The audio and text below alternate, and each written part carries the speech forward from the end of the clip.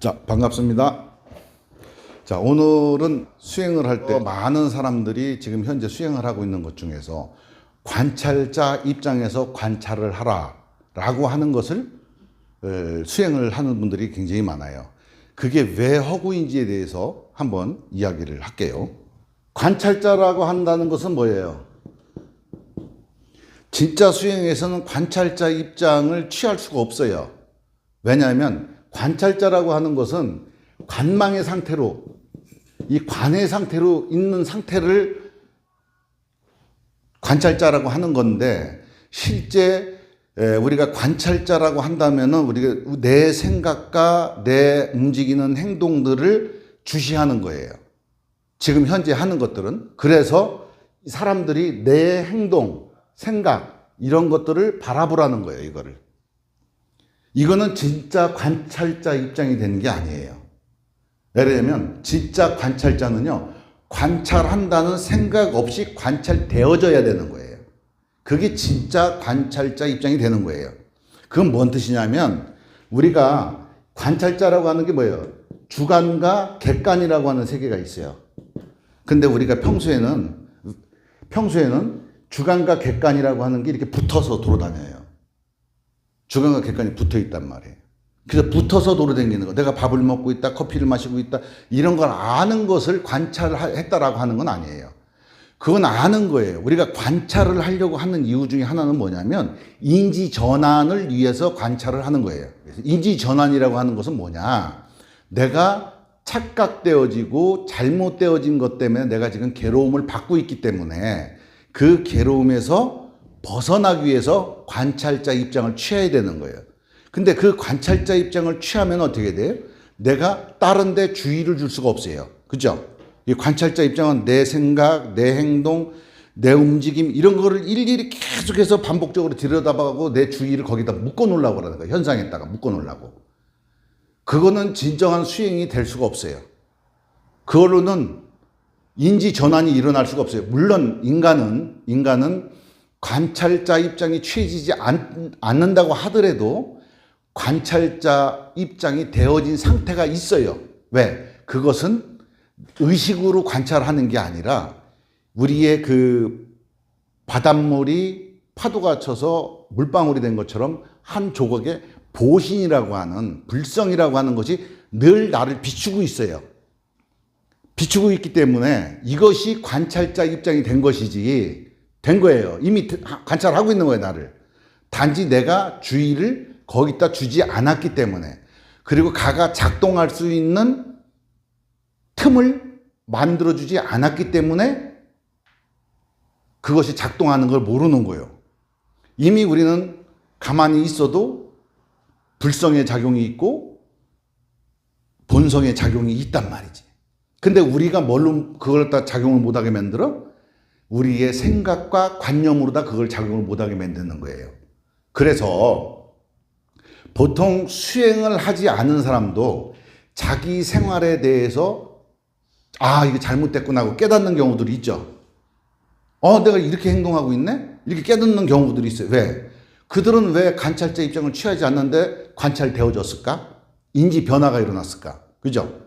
그것은 모든 사람들한테는 이미 그 본성과 불성이라고 하는 것이 계속 작용하고 있기 때문에 내가 굳이 내 주관적 의식으로 관찰자 입장을 취한다는 것은 엄청난 바보 같은 짓을 하고 있는 거예요. 잘못된 수행이에요. 어떻게 해야 되느냐? 자, 우리가 보통 주관과 객관이 이렇게 붙어갖고 돌아다녀요. 그러면 이거는 객관이라고 하는 건 뭐예요? 어떤 생각이 떠오르는 세계를 내가 이렇게 바라보는 거를 주관과 객관이라고 하는 거예요. 그죠? 그렇다 보면 이 주관에서 관찰자 입장을 취한다는 건 내가 여기 뭐를 해야 돼? 인의와 조작을 하는 거죠. 그죠? 인의와 조작을 가해야만 관찰자 입장을 취해야 돼요. 하지만 중요한 건 뭐냐면, 여러분들이 깨달을 때 아하 하고 깨닫잖아요. 그죠? 아하, 이게 내가 왜 이러지? 하고 깨달을 때는 뭐냐면, 야가 깨닫는 게 아니에요. 야가 어떤 입장을 취했을 때 깨닫냐면, 이 상위에 어떤 의식의 한 작용을 일으키는 것이 있어요. 가의 입장을 딱 취해보면, 예전에 이렇게 해서 이렇게 됐고 이렇게 깨달아졌구나 하는 걸 알게 된단 말이야. 그러면 벌써 뭐예요? 주관과 객관을 떠난 뭔가가 내가 또 있다는 얘기예요. 근데 이거를 억지로 관찰자 입장을 만든다는 게 안 되는 거지. 왜? 이미 있는데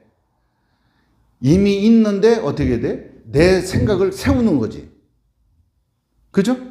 애를 써서 내 생각을 세워갖고 관찰자 입장을 취하려고 하는 거야. 안 되는 거예요. 그러면은 인지 전환이 일어나는 것보다 일어날 수도 있지. 뭐 그렇게 공부 안 하는 사람들도 일어나고 그렇게 공부 안 하는 사람도 어느 날 그냥 문득 깨달아지는 사람들이 있으니까. 그죠? 꼭 공부를 해야만 깨달아지는 게 아니라 공부를 안 해도 깨달아지는 사람들이 있겠어. 그 사람들이 왜 그렇겠어? 이미 내 안에는 본성, 불성 이런 것들이 작용을 하고 있기 때문에 그들이 작용을 할 때 어떤 조건만 만들어지면 그들이 알아차리게 만들어주거든. 알아차리게 만들어진다는 얘기는 객관에 있는 정보와 이거 생각과 감정이 이렇게 있으면 어떻게 돼? 여기를 딱 쳐다보는 거예요. 여기를 딱 쳐다봐갖고 감정이 딱 와해가 되는 거예요. 감정이 와해가 되면 어떻게 되냐면 이 감정으로 인해서 감정을 통해서 세상을 봤단 말이야. 그지? 어떤 프리즈마를 통해서 세상을 봤는데 이게 딱 떨어져 나가니까 어떻게 돼? 그 프리즈마의 색깔이 사라지죠. 그럼 있는 그대로를 보게 되죠. 있는 그대로를 보게 된다는 것은 뭔 거를 의미하냐면 바로 공성을 본다는 얘기예요. 거기서. 응? 거기서 정형화가 돼 있는 게 아니라 딱 하고 사라지니까 공성을 보게 되니까 어떻게 돼요? 공한 성품을 보게 되는 그걸 뭐라고 그러냐면 자각이라고 하는 거예요. 자각. 스스로 깨닫는 거예요. 알려주지 않아. 누가. 그냥 내가 스스로 깨닫는 거예요. 그것은 내가 관찰자 입장을 취해서 깨달은 게 아니라 그냥 관찰자 입장을 취하지 않고 그냥 내버려둬도 이 상위 버전에 있는 본성과 불성이라고 하는 게 작동에 의해서 그냥 알아지게 되는 거예요. 그래서 자각을 통하게 되는, 그러면 인지전환이 그냥 되는 거예요. 인지전환이 되는 건 뭐냐? 바로 이 감정이 와해가 되면서 방아착이 되는 거예요. 그게 마음이 버려진 거지. 버려지니까 어떻게 돼? 그 마음을 통해서 보던 것이 바로 보이게 되는 거예요.